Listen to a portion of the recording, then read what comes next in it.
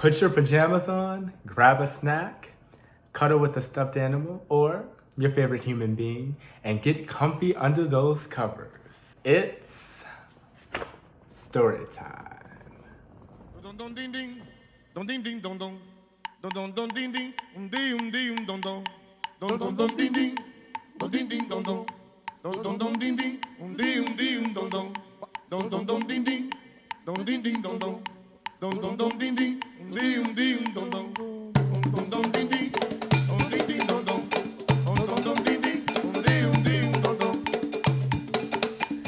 He is the first Orisha to be honored in all ceremonies. He is also known as Orisha Elegguá and Elegguá. He is the owner of the Crossroads and is said to stand in the corners to watch everything that goes on. He is often personified by a mischievous little boy, the messenger of the gods, and a trickster who tests men's will by causing trouble. He is justice personified and hates evildoers. His punishment of evil is swift and characteristic of his personality. Identified with fate, he is often propitiated with candles, which he loves, by the way. Having 21 aspects, his colors are red and black or black and white. His number is 3 and his day is Monday. This is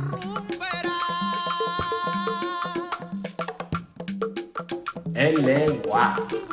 Elegguá is an interesting Orisha because he is sometimes represented as a child and sometimes as an old man, representing both the beginning and ending of life, the opening and closing of paths in life. Similar to Yemaya, Elegguá also demonstrates this theme of duality.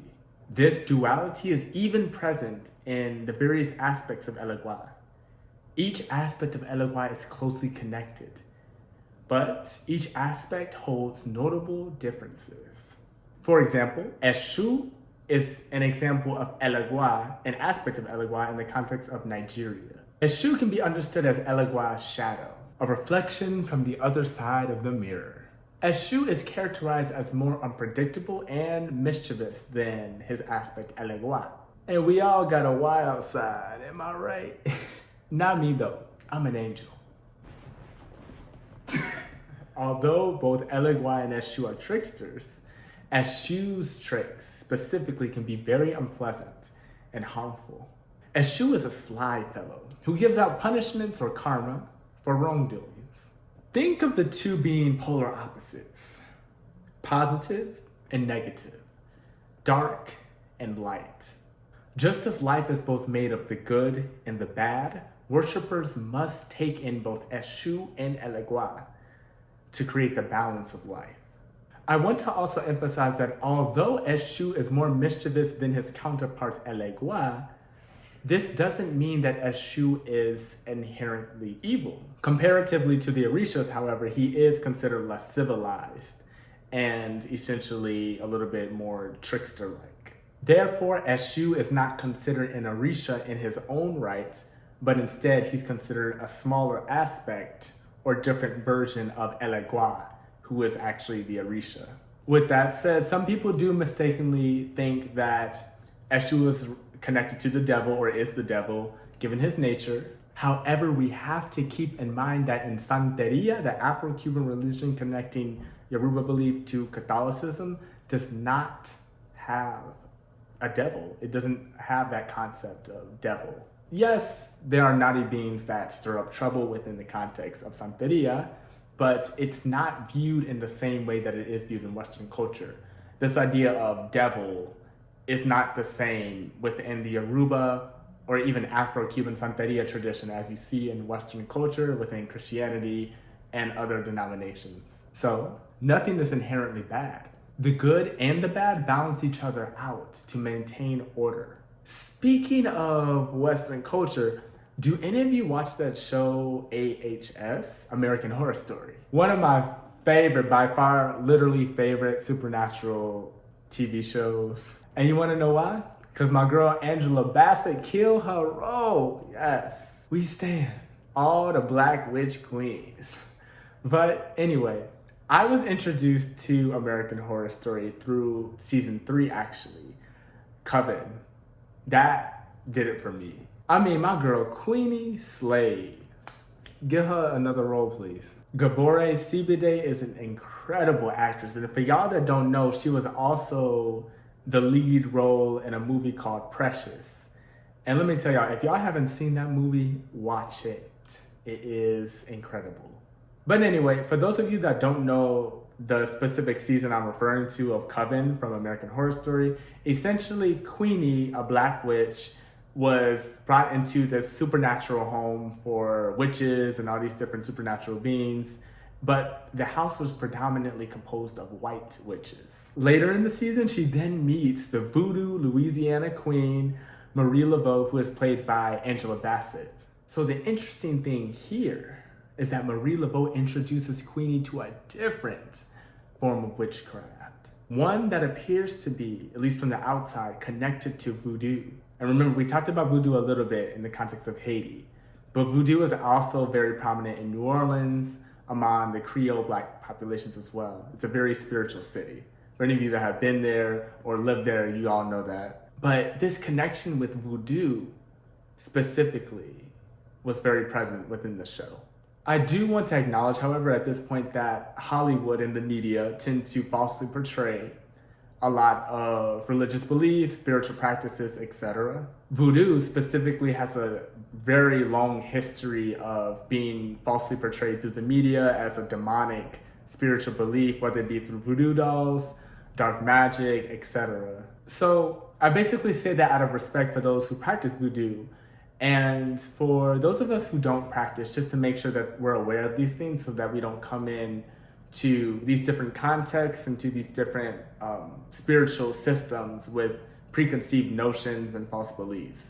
Because it's super important, as we all know, through Ritmos Negros and all the stuff that we're doing, is that we're really trying to create truth and understanding. Through everything, we're trying to create empathy and understanding, through the African diaspora, for example, how are we all connected, people of African descent throughout the diaspora, but also how can we understand each other's stories? And also allies are included in that context as well. With that said, there is one character that is super interesting that crosses paths with Queenie. His name is Papa Legba, played by Lance Reddick.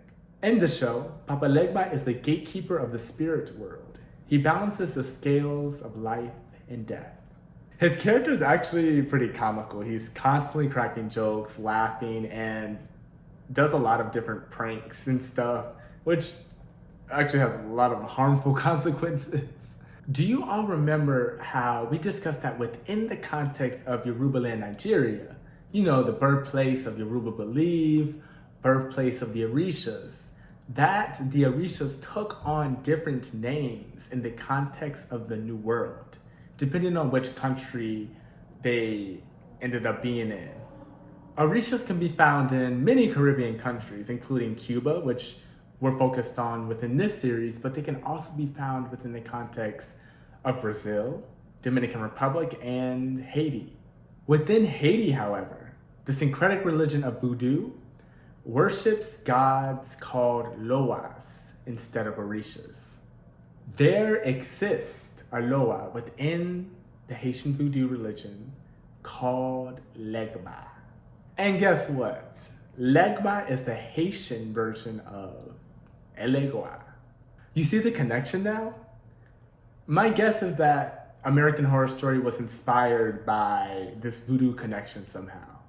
And as I discussed before, as many of you might know, the show is actually set in New Orleans. And New Orleans has a huge community of voodoo practitioners, specifically within the Black Creole populations. When looking at Legba within the context of Haiti, he is also seen as a gatekeeper and trickster deity. Additionally, Legba is often depicted as an old man wearing a straw hat and tattered old clothing. Associated with the colors red and black, Legba often walks with a cane. By the way, these images are very similar to the portrayal of Papa Legba within the context of American Horror Story. So I thought that connection was really interesting how, at least Hollywood got that right of the actual clothing that Legba wears within the Haitian context. And I only mentioned this example because I thought it was super interesting to see the connection within pop culture. And this is just one example. There are so many more examples within the media, within pop culture, of this connection to some spiritual system. You know, sometimes it's portrayed falsely. Sometimes there are things there that might be true, but it's always done through investigation and more research. So I always encourage you all to sort of do your research on that. When you're viewing these different things, it can really help to understand the context, and I think even enjoy what you're watching even more, because if you understand the context of where it's coming from, then you'll be like, okay, this makes sense, but this doesn't. When specifically looking at supernatural TV shows or movies, Hollywood can tend to demonize African-rooted or indigenous-rooted spiritual systems and sort of frame them as evil. With that said, I think it's super important that we stay informed of the origins of the spiritual systems within real communities in which people, like real people, practice this stuff, So just making sure that we respect that and we honor it is super important. And I really encourage all of you to look more into voodoo, because it is a really interesting, incredible, African-rooted and inclusive spiritual system. It's arguably one of the most inclusive Afro-diasporic faiths because it actually includes spiritual practices from a wide range of African countries. While Santeria from Cuba is of specifically Yoruba descent from Nigeria and Benin, voodoo combines spiritual practices from Senegal, Mali, Dahomey, Congo, Cameroon, Gabon, Nigeria, and more. Voodoo is a symbol of the interconnectedness of the Black communities around the world. It's a symbol of Black pride from the African motherland with all its diverse communities.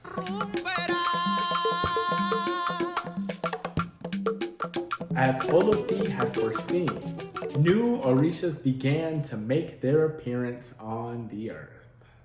With the creation of the rivers, the Orisha Oshun came into being, the patron of all river waters, and particularly of the river that bears her name.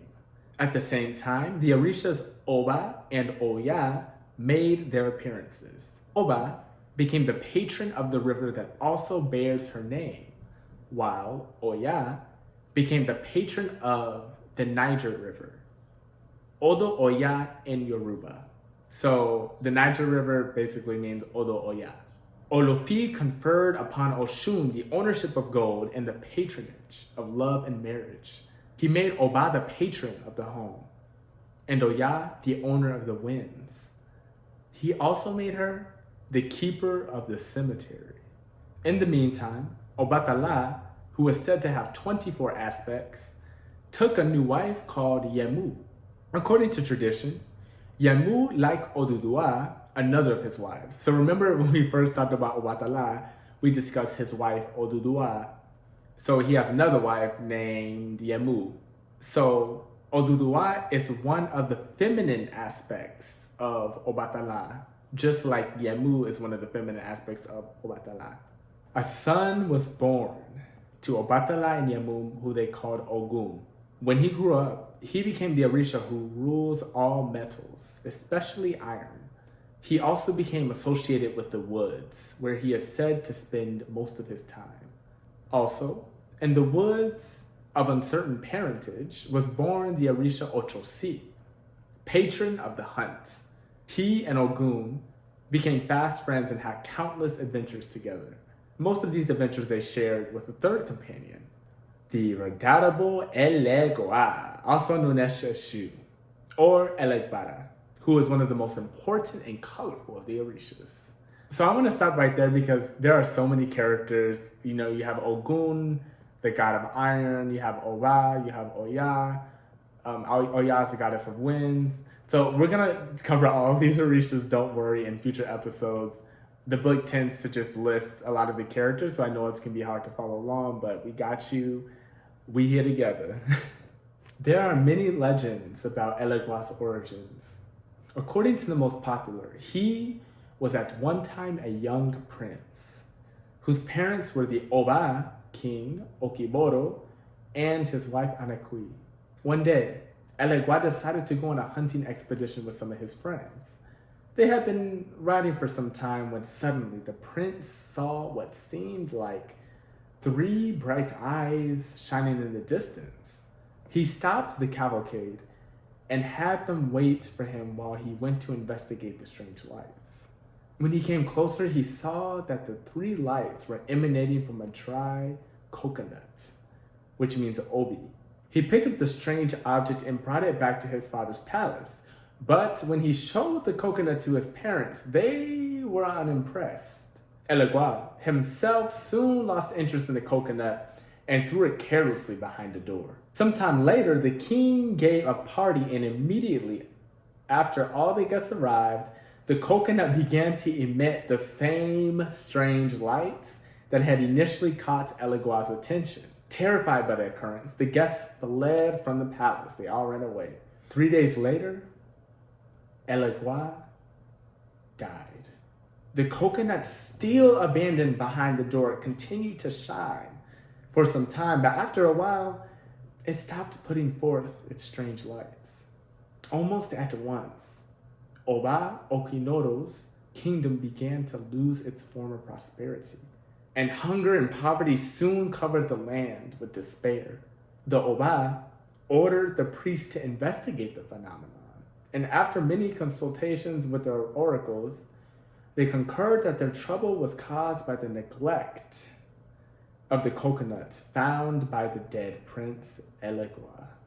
When they went in search of the obi, coconut, they found it had rotted away and was half eaten by insects. After further consultations, the priest told the king that the coconut had to be replaced with a stone, a more durable and stable symbol of prosperity. So they wanted to replace the coconut with a stone to represent something more durable. Accordingly, the coconut was removed and a large stone put in its place behind the door. Soon afterwards, the kingdom returned to its former glory. This story emphasizes the importance of stones, which are called otanes, as symbols of the Orishas. I don't know if y'all all remember this, but when we talked about way back, when we talked about the creation of humanity and the creation of Orishas, we discussed that humans were created using clay, but Orishas were created using stones, because stones were seen as more valuable, were seen as most durable, and overall were seen as more precious because they were viewed more highly. So it serves as sort of the symbol or homage to the Orishas to showcase their immense power. And another legend about his origin, number 2, Elegguá is said to be the son of Alabuana. And I apologize if I'm pronouncing this stuff wrong. There's so many names, honestly. Like, I wish they had one of those, like, things that allows you to, like, pronounce the words. I don't know what it's called.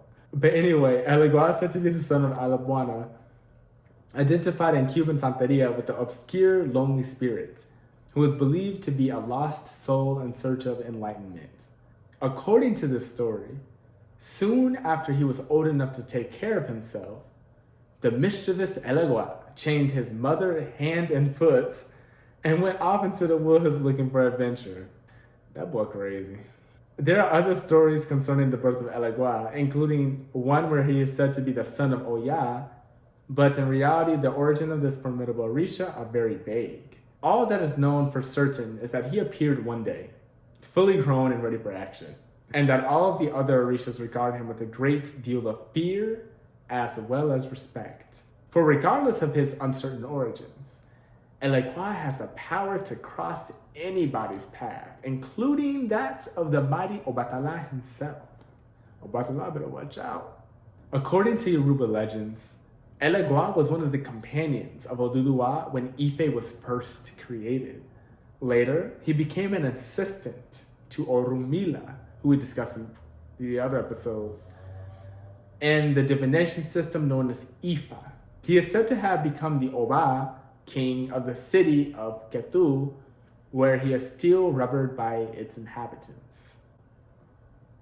To the Arubas, Eshu has great phallic powers and can give or take away virility from any man. There are actually some Elegguá statues that showcase that phallic power. I'm just gonna leave it at that. He is also a contradictory deity with many desperate qualities, sometimes beneficent and others openly malevolent. In Brazil, where he is better known as Exu, I haven't been practicing my Portuguese. He has been synchronized with the devil. So I guess that sort of connects to what we discussed earlier about how some people consider him as the devil because of that connection. In Cuban Santeria, the Orisha became known as Elegguá. In contrast with his Brazilian counterpart, Cuba's Elegguá has been synchronized with several saints of the Catholic Church, such as Saint Anthony, one of the purest and most miraculous of the Catholic saints. This curious identification may be due to the fact that Elegguá, like Saint Anthony, is also a miracle worker, capable of solving the most difficult problems. Of course, in his negative aspects, he can wreak havoc and disruption, and more often than not is busy causing trouble for the unwary. But these contradictory aspects are seen in Santeria as part of Elegguá's ambivalent nature. In Cuba, the Orisha is identified with destiny, fate, sometimes bringing joy and other times bringing sorrow. So you see the duality. Above all, he is a great champion of justice, delighting in punishing the guilty and rewarding the innocent. So he's not all bad. The legends about Elegguá are innumerable. In fact, he often appears in the legends of the other Orishas. That is because he is everywhere. In the woods, behind doors, on the crossroads, in the sea, on the open fields, in your mama's house, under your bed, in the closet. He is said to have 21 aspects and a different name for every aspect. In each of these aspects, he works with a different Orisha. As Eshu Laroye, he works with Oshun. As Eshu Aye, he works with Yemaya Olokun. As Eshu Alabuana, he works with Okun and Ochosi. He is friendly with all the Orishas, and they value his friendship with good reason. Soon after the Earth's affairs had been more or less settled, Olofi became ill with a strange malady that depleted all his strength and weakened his powers. One by one, he summoned all of the Orishas to see if they could use some of the ache he had given them to cure him of his sickness. First came Orunla with a divination system of Ifa to try and determine what ailed the creator. But even the divine oracle proved futile against the strange illness. Obatala tried next, and after him, Babaluaye, followed by Yemaya and Oya, but all to no avail. The stubborn illness continued to consume the creator, baffled by their inability to cure Olofi and saddened by his steadily worsening condition. The Orishas sat down by the creator's bedside to ponder what would be their next action. As they sat in consultation, there was a knock on the door.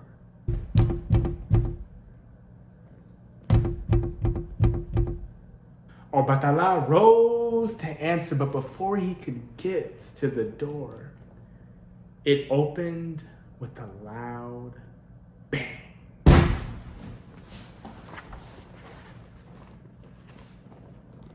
And in strutted Elegguá. I heard Baba, father, was ill and I came over to cure him, he said with a smile. I know you think I'm too young and ignorant to be consulted when there are problems, but I want to show you how wrong you are. He flashed an insolent grin at the dumbfounded Orishas and swaggered across the room to the creator's bedside. Obatala was the first of the Orishas to recover from the surprise. Making a sign to the others to remain silent, he went at once and stood by Elegguá's side. Please, Baba, forgive Elegguá's impetuosity, he said to the creator. He's only a youth, but he means well. I'll get him to leave right away. Elegguá turned to him in a flash. I don't need you to plead my case, he snapped at Obatala. And as for leaving, I won't until Baba is cured. Olofi sat up with an effort and raised a hand. Obatala, he said. You and the other Orishas have tried to cure me, and you have failed. I appreciate your concern, but I believe in giving everyone a fair chance. Let the boy try. After all, he may have learned things roaming the woods that we don't know. Leave me with him. I'll call you if I need you. Reluctantly, the elder Orishas got up and left the room. As soon as he was alone with the creator, Elegguá dug into the shoulder bag he always carries and brought out a bunch of fresh herbs.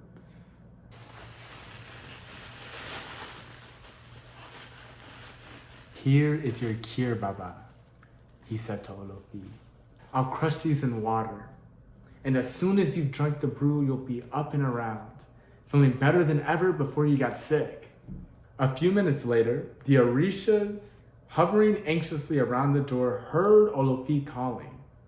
They went trooping into the room, expecting to find the creator still sick and Elegguá chastised for his insolence. Instead, they saw Olofi standing proudly erect, radiating good health and majesty, his arm affectionately draped around Elegguá's shoulders. He beamed at them paternally. My children, he said, my old instinct did not fail me. Elegguá indeed had the cure for my illness. Obviously, unknown to all of us, he has acquired great wisdom. He may be young, but he has certainly come of age. I wish to reward him for his timely help. From now on, he is to be the first Orisha to be honored in all of your ceremonies. He is the keeper of all doors and all ways. Without his permission, no work, great or small, may be accomplished. Honor him now, even as I myself honor him. He then took out a golden key and gave it to Elegguá to signify his guardianship of the doors. It is to Elegguá's credit that he did not gloat over his triumph, nor attempt to humiliate the other Orishas for their failure. Being wise beyond his years, he knew that it was to his best advantage to be friendly with his elders. And the other Orishas, seeing his gracious and humble attitude, gladly accepted Olofi's command. There was much rejoicing in Olofi's palace over his recovery, and Elegguá, once and for all, took his rightful place among the Orishas. I want to show you guys this quick image of Elegguá.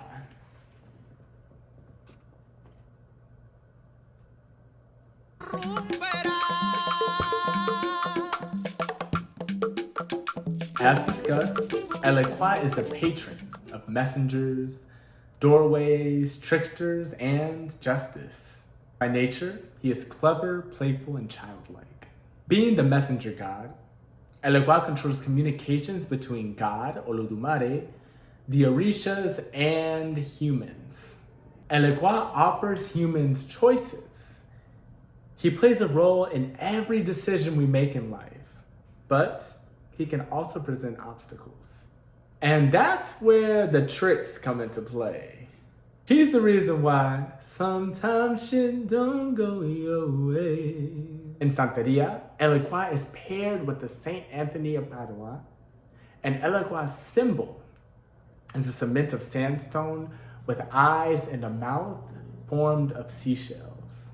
It's important that we maintain good relations with Elegguá because without him, we'll never be able to make a decision. Get you an Elegguá to spice up your life.